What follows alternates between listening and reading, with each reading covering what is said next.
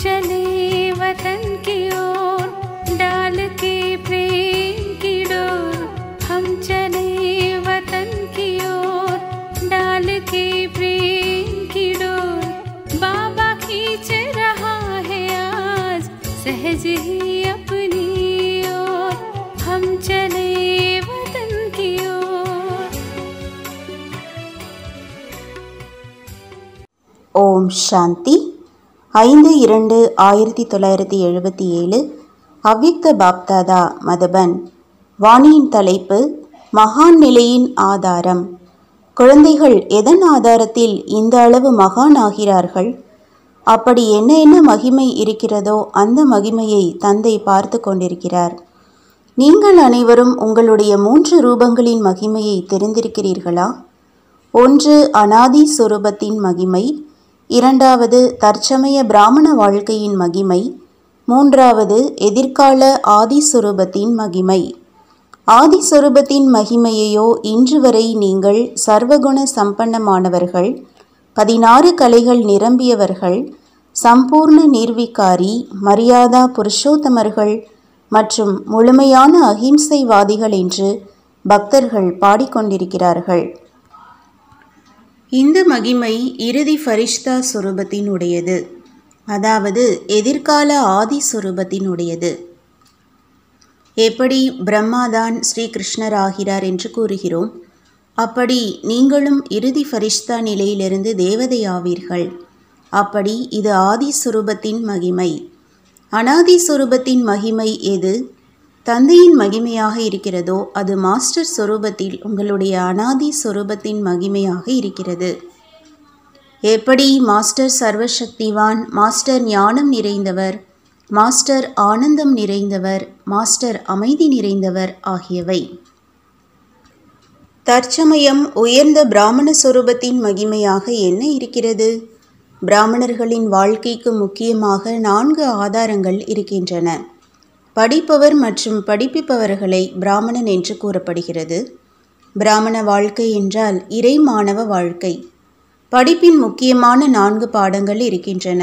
அவைகள்தான் பிராமண வாழ்க்கையின் 4 ஆதாரங்கள். மேலும் இதே ஆதாரத்தினால் பிராமண சொரூபத்தின் மகிமை இருக்கிறது.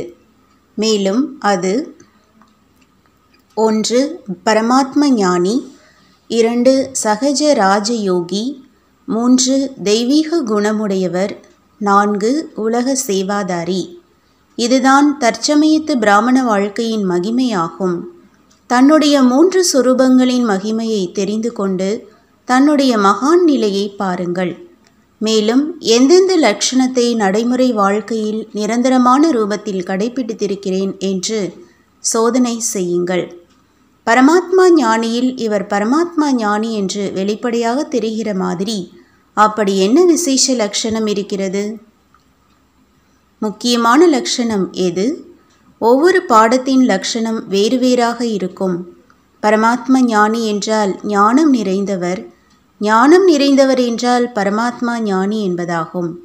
ஞானத்தின் விசேஷ பிராப்தி என்ன? ஞானத்தின் பலன் என்ன? ஞானத்தின் பலன் என்றால் பரமாத்மா ஞானியின் முக்கிய லட்சணம் ஒவ்வொரு எண்ணத்தில், வார்த்தையில், காரியத்தில், தொடர்பில் முக்தி மற்றும் ஜீவன் முக்தியின் நிலை இருக்கும்.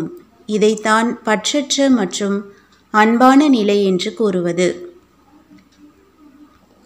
அந்த நிலைதான் ஜீவன் முக்தியின் நிலையாகும். காரியங்கள் செய்து கொண்டும் பந்தனங்களிலிருந்து விடுபட்ட நிலை. அதாவது பரமாத்மா ஞானியின் விசேஷ லட்சணம் என்னவென்றால் அனைத்திலிருந்தும் விடுபட்ட மற்றும் ஜீவன் முக்தி நிலை. ஞானம் என்றால் அறிவு, விவேகம்.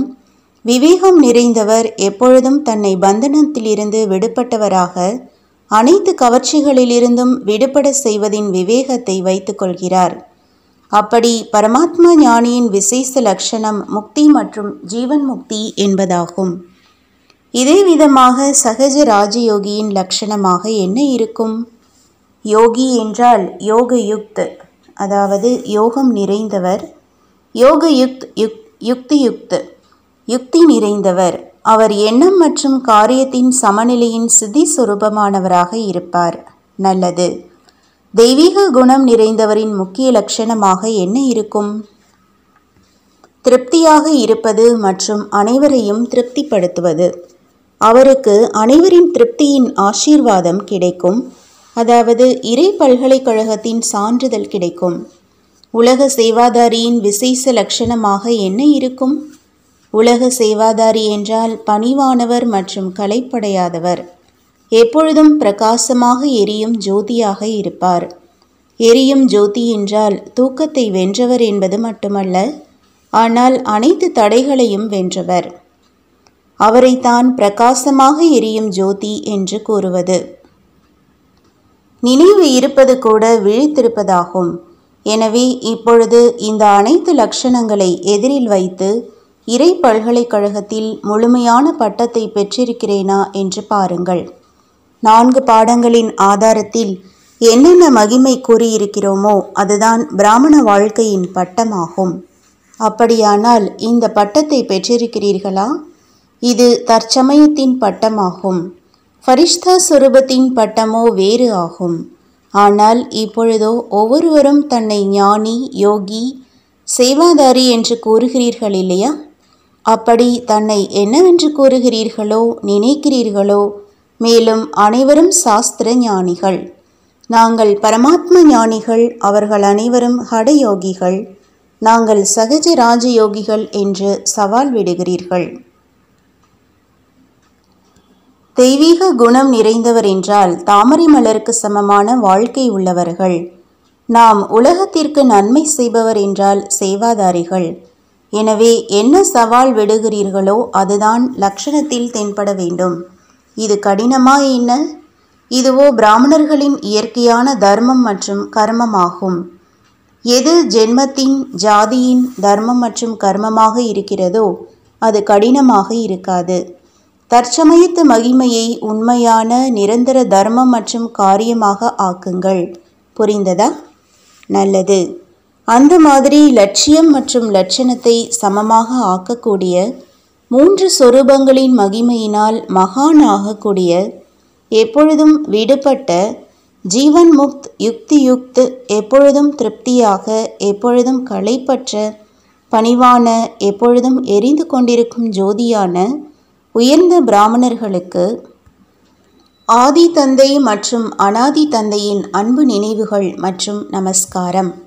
வரதானம்: பிராமண வாழ்க்கையின் விசேஷத்தை தெரிந்து அதை காரியத்தில் ஈடுபடுத்தக்கூடிய அனைத்து விசேஷங்கள் நிரம்பியவர் ஆகுங்கள். நாடகத்தின் நியமப்படி சங்கம யுகத்தில் ஒவ்வொரு பிராமண ஆத்மாவிற்கும் விசேஷம் கிடைத்திருக்கிறது. மாலையின் மணி மாலையின் கடைசி மணியாக இருந்தாலும் அதிலேயும் விசேஷம் இருக்கிறது என்றால் பிராமண ஜென்மத்தின் பாக்கியத்தின் விசேஷத்தை தெரிந்து கொள்ளுங்கள் மற்றும் அதை காரியத்தில் ஈடுபடுத்துங்கள். ஒரு விசேஷத்தை காரியத்தில் ஈடுபடுத்தினீர்கள் என்றால் இன்னும் விசேஷங்கள் தானாகவே வந்துவிடும். ஒன்றின் எதிரில் 0 போட்டு அடுத்து அனைத்து விசேஷங்கள் நிரம்பியவர் ஆகிவிடுவீர்கள். ஸ்லோகன்: மன்மனாபவ என்ற மந்திரத்தின் நினைவு எப்பொழுதும் இருக்கிறது என்றால் மனம் அலைப்பாய்வது நின்றுவிடும். நல்லது. ஓம் சாந்தி. तुम बच्चों को तो सर्विस करनी है, जो बाबा कहते हैं सबको ये बताओ कि देखो तुम्हारा एम एंड ऑब्जेक्ट ये है, एक गीता है बढ़िया, ये राजयोग है ना बच्चे। कैसे है राजयोग? बिल्कुल सहज है कि बाप को याद करो तो ये वैसा मिलेगा तुमको। ओम शांति।